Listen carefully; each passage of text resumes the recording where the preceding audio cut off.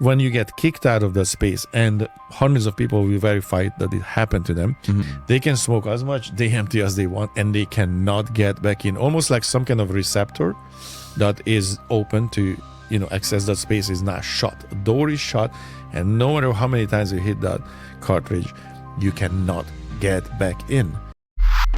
What do you think happened when you said you got kicked out of the DMT space? Right.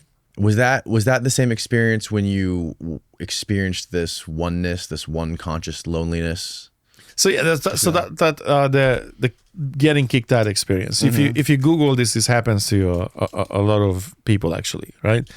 And so, which also underlines that again there is something that happened. This physically happened to me. So I can verify it in my physical, concrete existence, or agreed upon existence.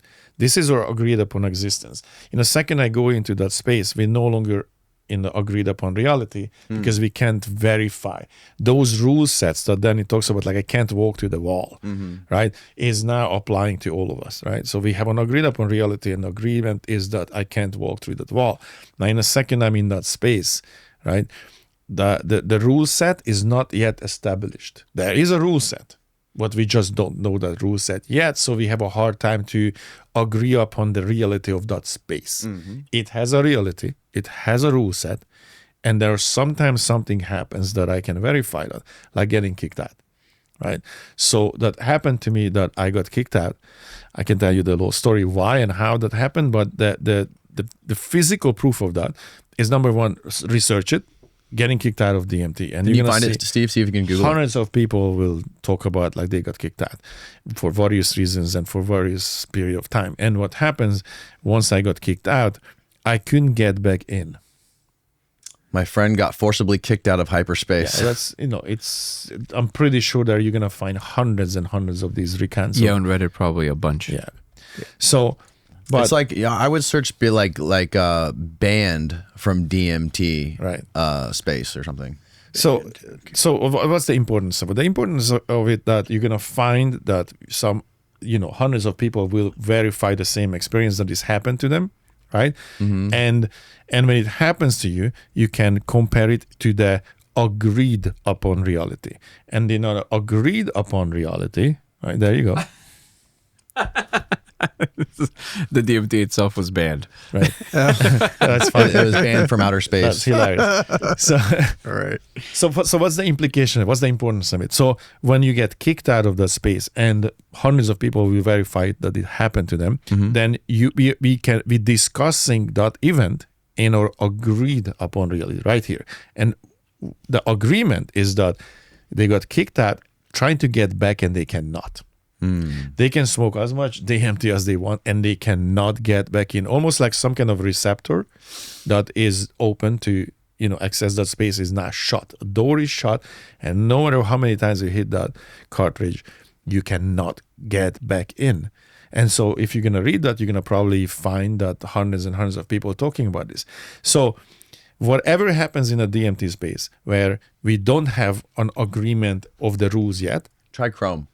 Right here, we do have an agreement of the rules, right? And the agreement is that you got kicked out, you hit that cartridge, can't get back in. And every single person will recount the same thing. So something happened that we can all verify. That alone is very interesting because it affects the agreed upon reality that we can talk about. It's with its rules of can't walk to the wall, can't do this, can't do that, can't fly, can't get back into DMT. That's now part of, can't get back into DMT space is now part of, because it happens right here, right? So if that's verifiable, and then I say, okay, before you got kicked out, what did you do? What happened? And then you're going to find similar stories. See what I mean? So in some way, this is what I'm talking about. Like there's going to be a critical mass when we have enough data and enough anecdotes at first, because that's all we got. Yeah. Right? Anecdotes at first that are parallel. And eventually, when there is enough of that, then the scientific community has to, mobilize and go like, well, this is too weird. This is too much, too many to ignore. That these stories are the same. So whatever reason, they're the same stories, right? And so for the story why I got kicked out, I popped into a space where there was an entity. Generally, my personal experiences are usually, I don't know, you want to So even if you don't find hundreds of accounts, this is actually a perfect moment. Oh, you will, but yeah. But we can make a prediction, because I can tell you from my daily lives, I do have quite a few, like dozens of people that told me that they had a similar experience. So I bet you that after this episode is released, at this point, you'll see a bunch of comments. You'll see people like, "Oh, that happened to me." Right. It really happens very often to people. Right.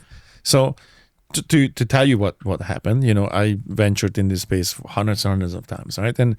And I my personal experience actually is, everybody's is different. I don't have many interactions with entities. I have a different cerebral experience when I'm in there, but I do have, and I did have encounters, nonverbal communications.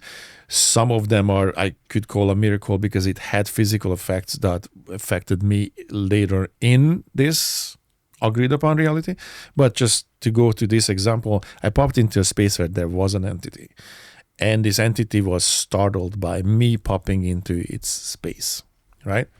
And so in a second that happens, usually what happens with these entities, you have this nonverbal bridge, like sort of like I can read your thought, you can read mine. We are connected immediately. Mm-hmm. And so I popped in, and I know I startled this creature because it got annoyed with me. So the description that I can give is that the feeling of annoyance, like what are you doing here? And in a second that happened, because I knew that this creature was annoyed, the creature also realized that I know. And it almost felt like it corrected itself. Oh, okay, so we have a bridge. So I hear your thoughts, so you have to behave. There was that kind of an exchange, right? Right. Now, so the first was a startling, and the second was like, oh, okay, so we are connected. I can hear your thoughts, sort of, you can hear mine. So there's a bridge. And this creature was, again, it's nonverbal, so you just know this. This was the question, if I paraphrase of like, okay, well, you hear what you want to know. And I had this very quick process. It's interesting, in that space, your mind is like a million times faster. Sorry to interrupt. What did it look like? You would equate this to almost like the drawings that we see. This creature was tall, and a long face. So it's wearing some kind of a robe.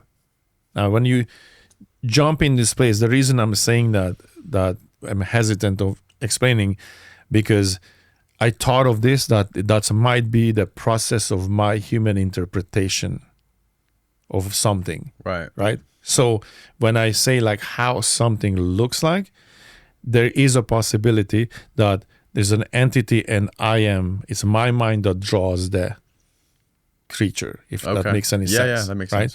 Because we are bound by a visual data set that we have really difficult time to, what you never seen before, can't imagine. It's almost like you can, see. Yeah. So when I described this, it was a tall creature, looked like had some kind of a rope. I was in a white space, similar arches as the Colosseum would have. Okay. Very, very white, foggy place. And again, when we talk about visuals, I am keenly aware that there's a possibility that it's my own mind is creating the visual, interprets something the way I can interpret. What is absolutely obvious, though, that you encounter this energy and there's an exchange, right? So the exchange is that I am aware that, oh, there is a being here, and we have an interaction. That is what Danny was saying. That's my brick. That's my anchor. Mm-hmm. That I know that this is happening. This is unquestionable. The visual is questionable because who knows how that happens. But for me, the appearance was like a tall creature. I know I'm hesitant to say the grayish skin because it's we have an idea of ETs, how they look like the typical gray alien you see in movies. But it was kind of like that, but tall. Mm-hmm. Very tall, and a longer sort of head, like this was a long kind of head with a robe. The shape with some kind of robe. human. Kind of, yeah. That's what I mean. Like so that's what I mean. Like I accept that there's a possibility that that's my mind's, translation of the energy or whatever this being is, like the representation. But I saw it as that. And the question was, okay, so what do you want to know? Why are you here? What do you want to know? And in my mind, I played the game immediately. Then it was really quick that I played that like, well, I can ask all these questions and the answer actually doesn't matter. That was the strangest thing. Like I came to a conclusion, like, ask what? And what difference it makes. If I know or I don't know, doesn't matter, right? And so I kind of like processed this super quick. And I didn't have a question. I was like, I don't have a question. I was like, I'm just passing through, right? But when I said passing through, it wasn't like an unconscious response.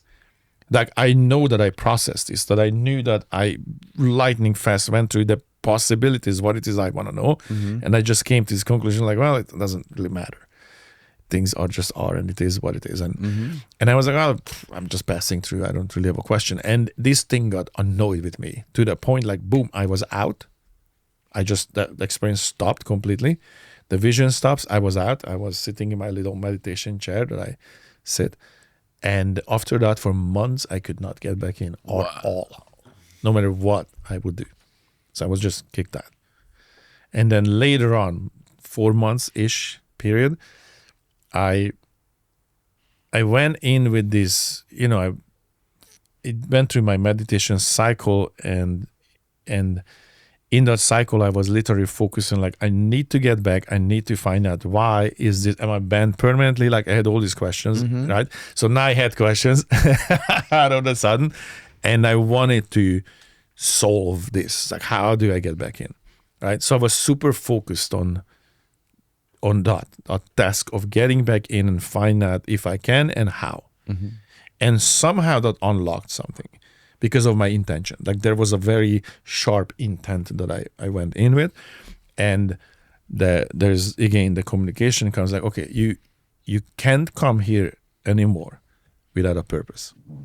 You can't, as a tourist, right. You can't just pass through. And it's interesting that was the answer because this creature got annoyed with me because I didn't have a purpose. I was kind of like, well, I'm just passing through. I don't have a question. And that was immediately I was at. So that was the reason. And so the answer was, it wasn't coming from the same being. Like you get in and there are this nonverbal, this voice, but again, it's nonverbal. It's just a knowing. Like, oh, I got it. And that was basically the idea of, or the message that you cannot come in here anymore as a tourist. You've been here hundreds of times. This is, if you come, it has to have a purpose. There has to be a function. You can't just come. I wonder, why did it stand out to you, that particular instance, the being locked out? I don't know. I just think it's interesting because it's similar to, well, it's interesting that you say a lot of people experience the same thing. Because this has a feature that we can verify in or agreed upon reality. You can verify it because if you line up a few people who had this experience right now, right here, without any substance, and they're going to say the same thing to you, like, hey, this happened to me, or something similar happened to me. And so, again, this space where we are talking right now is or agreed upon reality with its rules and its rigidity. Right? That we all verify. This table is here, the microphone is here, we're doing a podcast right now. You can't walk to the wall. I mean, Danny definitely can't walk to the wall. He claimed it many times. So, so that's our agreed upon reality. And within this agreed upon reality, you're going to have people who will verify something that happened to them. And this event will be very, very similar. Right? So that something you can latch onto, like, okay, this is tangible because it's happened to many people. And they all talk about it, and the experience is very similar. Yes. Yeah. And whatever happens within the space, we can't verify it because you would have to be there. It's kind of like if you dreamt something, I can't verify what you dreamt. And is there a possibility that we both go dreaming and we're gonna share some kind of a dream. There are some legends about the Aborigines in Australia that do this supposedly. That they go to sleep together and they interact with each other in their dreams. Yeah. Could be a legend, could be, who knows. But there is something like that. And could you verify that?